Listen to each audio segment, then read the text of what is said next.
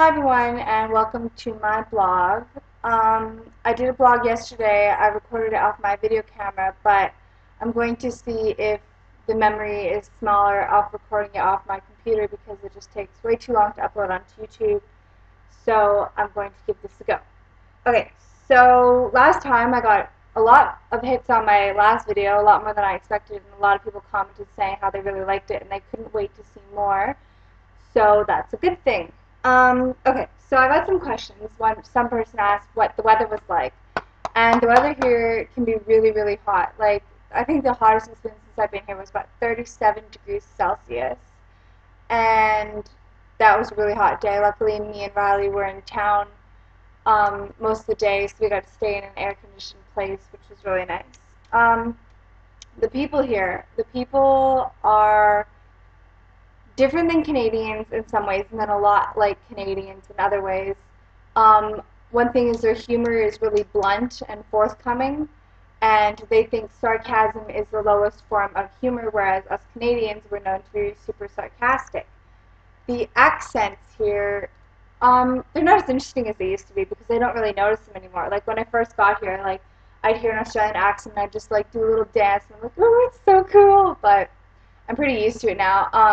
They got really cool when I first got here, and then after a while, it started becoming really like not annoying, but it was so hard to understand people. I'd be like, "What did you say?" Like, I can't understand you. You have to speak slower. But I'm pretty good with it now. Um, yeah, that's really all about the accents. I didn't know before that New Zealanders and Australians had different accents, but I learned that when I got here. And I think the New Zealand accent's a little bit cooler, I think, just because it's a lot different than the Australian accent. So I'm still really used to the Australian accent, whereas the Kiwi one I'm not as used to. The kangaroos here. There's a lot of kangaroos in the property I live at.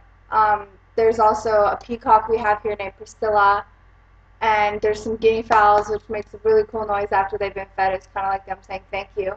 Um, the kangaroos that we have here actually aren't like your super tall kangaroos that you see, like the ones that are as tall as humans. They're actually like little mini kangaroos called wallabies. And the males get pretty big. The females are relatively small, but sometimes it's really cool. You'll see one up in the back paddock, and it'll have a little baby joey in its pouch, like feeding off the grass. The sad thing about the kangaroos is sometimes when we're driving to town or up to Proserpine, which is this little town about 15 minutes away from here, you see dead ones on the road. But since we're now in the wet season, which means it rains a lot more, they tend to stay in the forest more because that way they don't have to come up to the road to drink the green grass from there. Okay, so what is new with me? This weekend was very adventure filled and clearly not long enough because it is already over. Um, on Friday night, we had some friends come over, and they had dinner here, and then I was feeling a bit of a lull in the night, so I'm like, okay, I'm gonna go bring up the drinking games. So we played this game called Coin Skulls, and how you play is you get a glass about this big, and then you fill it halfway up with beer. And then everybody sits around the table and sits around themselves, and then they get a 5-cent piece, which is as big as our dime, and you have to bounce it into the coin, and when you bounce it, you nominate a person, so you say their name, and if the coin goes in, then they have to drink it. If the coin touches the rim, then you get a chance to either go again or just pass it on. If you go again, then if you miss, you have to drink it, which they call sculling it, which means like basically chugging it. Or if you get it again, then they have to drink. Um, that turned out to be pretty exciting because at one point we got vodka in the glass, and then Iguana, she's from Estonia, she ended up chugging vodka and she got so drunk. And we were chugging bourbon at one point, and it was a really fun night. Like, I didn't end up going to bed until about 4:30, and then on Saturday morning I was up at 8:30 in the morning. Like, I think I woke up still drunk, I'm not too sure. And the boys, which would be Sam and Shane, decided to chop down some trees, and they don't do it like Canadians. They do it a lot differently. What they do is they go up to the tree, tie a rope to it, and then go and tie it to their car, and then they chainsaw a bit of the tree, and then they just pull the rest of it down with the car so it doesn't land on anything else. And I have a video of that. It's actually already posted up on my YouTube site, so you can look at that and see how ridiculous they are. And so we did that. And then Saturday night we didn't really do much else because we were going to go fishing on Sunday. So on Sunday, me and Shane got up at 4 in the morning and got all the stuff packed to go fishing out in the ocean. And hopefully what the plan was is we were going to be out on the water by 5:30. And that definitely did not happen. Sam didn't end up coming to pick us up until 5 o'clock. Then we had to go back to his place to pick up some crab pots and the people. The people were still upstairs, so they had to come downstairs, load all their stuff up. Oh, I totally forgot to tell you. Okay, before Sam even went to go pick up everybody else, we were driving down to go pick him up with the boat trailer, and the trailer tire popped. Like, it just went completely flat.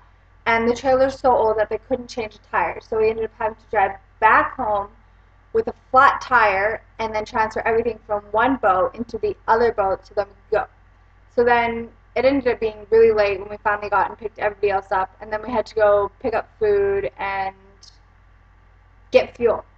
So we did that, and then we finally ended up going out into the water to put the trailer in.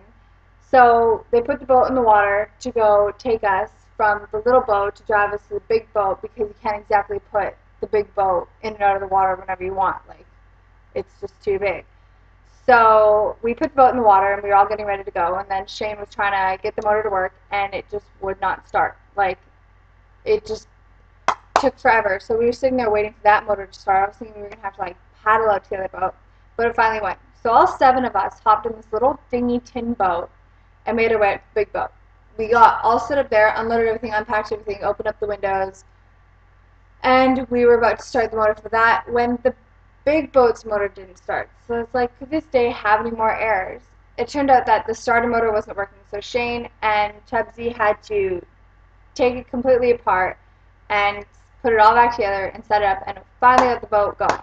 So that was all our issues of the day. So we finally went fishing, and Shane and Mark, who's from New Zealand, went to go put the crab pots in the creek. So we parked the boat outside the creek entrance, and then they took the little tin boat into the creek to put the crab pots in. And we caught quite a bit of fish there. I only caught 2 there, but that was probably where we caught the majority of our fish for that day. Like, we went to a bunch of different spots and didn't really end up catching much. The only fish worth mentioning was Shane caught a mackerel and a coral trout, which is also on that other video. And you also see that at the end of the day, we finally went back to the creek, and then they caught those huge mud crabs, which were so good. Shane cooked dinner that night. We divvied up all the things, and he made chili mud crab, and he marinated the mackerel, and it was really, really tasty. I thoroughly enjoyed that. So that was my weekend, and that's basically all I have to say for now. I'm hoping to do my next vlog shortly. Hopefully I'll have more to say. Also, I'd just like to mention that Canada didn't do its job yesterday playing the U.S. It just means, like Sam said, it's going to be just longer to get to the gold medal game because that is ours.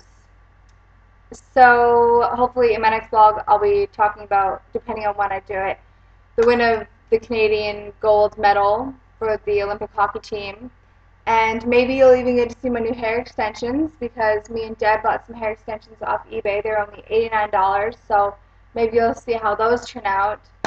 And I'm hopefully one day planning to take you on a tour into town and a tour around the property, hopefully show you some kangaroos and just footage of my daily life, what I do, who I see. That's about it, really.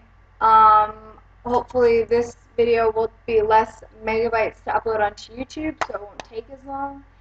And I hope you enjoy my vlog. See you later.